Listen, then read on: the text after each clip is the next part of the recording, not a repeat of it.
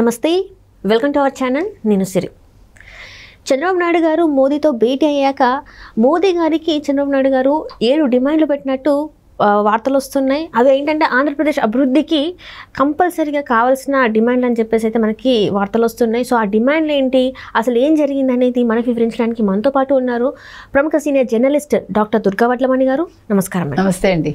మనం ఇప్పుడు చూస్తుంటే చంద్రబాబు నాయుడు గారు 7 డిమాండ్లు పెట్టారు మోదీ గారు ముందు అని చెప్పేసి అయితే వార్తలు వస్తున్నాయి. అవి కూడా ఏంటంటే కంపల్సరీ ఇవి అవ్వాలి ఆంధ్రప్రదేశ్కి. ఎందుకంటే రాష్ట్రంలో 10 ఏళ్ళు 20 ఏళ్ళు వెనక్కి వెళ్ళిపోయింది. గడిచిన 5 సంవత్సరాలలో ఒక్క అభివృద్ధి పని కూడా కాలేదు. ఎందుకంటే ఇప్పుడు ఇవి కాకపోతే ఇంకా చాలా ఘోర పరిస్థితుల్లో చూడాల్సి వస్తుందని చెప్పేసి చంద్రబాబు నాయుడు గారు మోదీ గారికి ఒక లేఖలో అంటే చెప్పినట్టు కూడా తెలుస్తుంది. మరి ఏం జరగబోతుంది? నిన్న అంటే ఆయన ముఖ్యమంత్రి అయ్యాక నిన్న కలిశారు మొదటిసారి ప్రధానమంత్రి గారిని ఢిల్లీ వెళ్ళి. వారు 3వసారి ప్రధానమంత్రిగా ప్రమాణ స్వీకారం చేసినందుకు అభినందనలు తెలిపారు. ఎట్ ద సేమ్ టైం ఇప్పుడు ఏంటంటే ఆంధ్రప్రదేశ్కి ఇప్పుడు వచ్చే ఆదాయం ఏమవుతుందంటే ప్రతి నెల అప్పులు కట్టుకోవటానికి, పింఛన్లు ఇవ్వడానికి, ప్రభుత్వ ఉద్యోగుల జీతాలకి వీటికే సరిపోతుంది. సో మనకి ఇప్పుడు వీళ్ళు అసలు అభివృద్ధి ఆలోచించలేదు కదా, పర్యావరణాన్ని పరిరక్షించలేదు గత ప్రభుత్వం.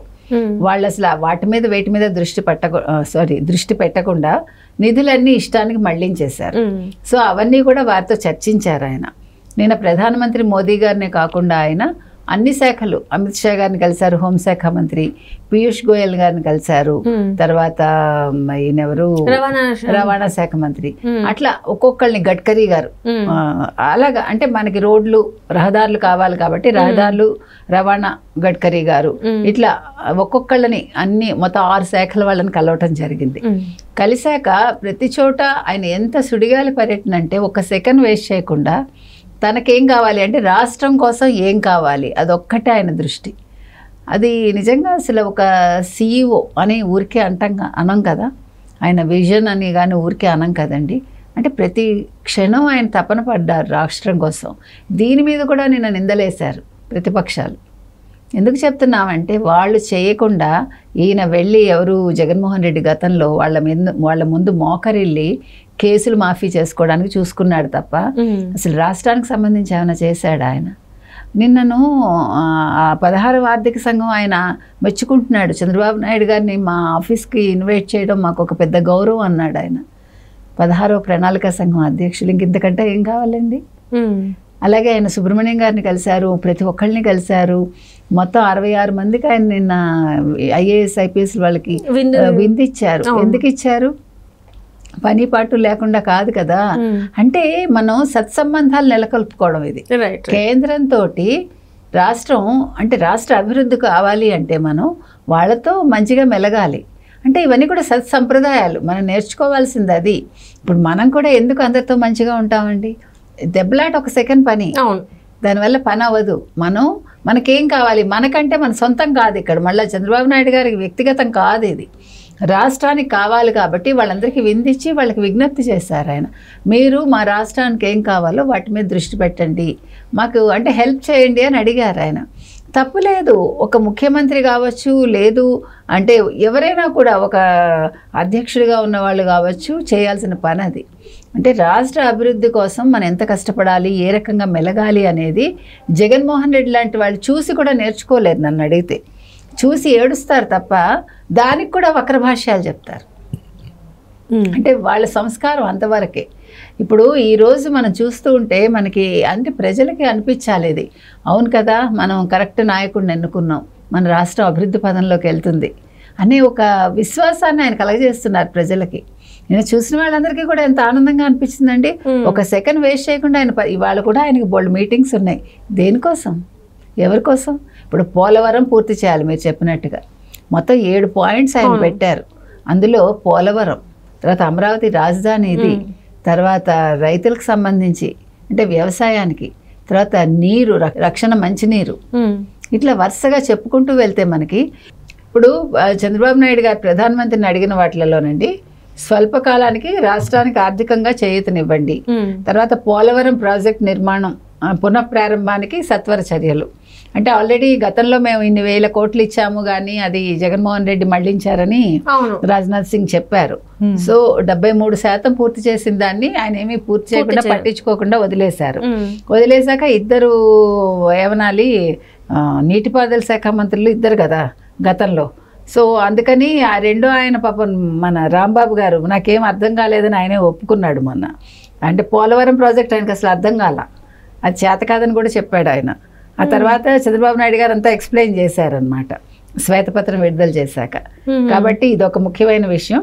తర్వాత అమరావతి రాజధాని ప్రాంతంలో ముఖ్యమైన మౌలిక సదుపాయాలు, తర్వాత ప్రభుత్వ భవనాల సముదాయం పూర్తికి సమగ్రంగా ఆర్థిక సహాయం అందించండి. అంటే ఆల్రెడీ కొన్ని కట్టారు, కొన్ని కట్టాలి. ముఖ్యంగా ఇప్పుడు IAS IPSలకి తర్వాత మంత్రులకి ఇట్లా ఆయన కేటగిరీస్ ఇచ్చారనమాట. వాళ్ళందరికీ భవన సముదాయాలు నిర్మించాలని. సో వాటికి సంబంధించి ఆయన ఆర్థిక చేయూత అడిగారు.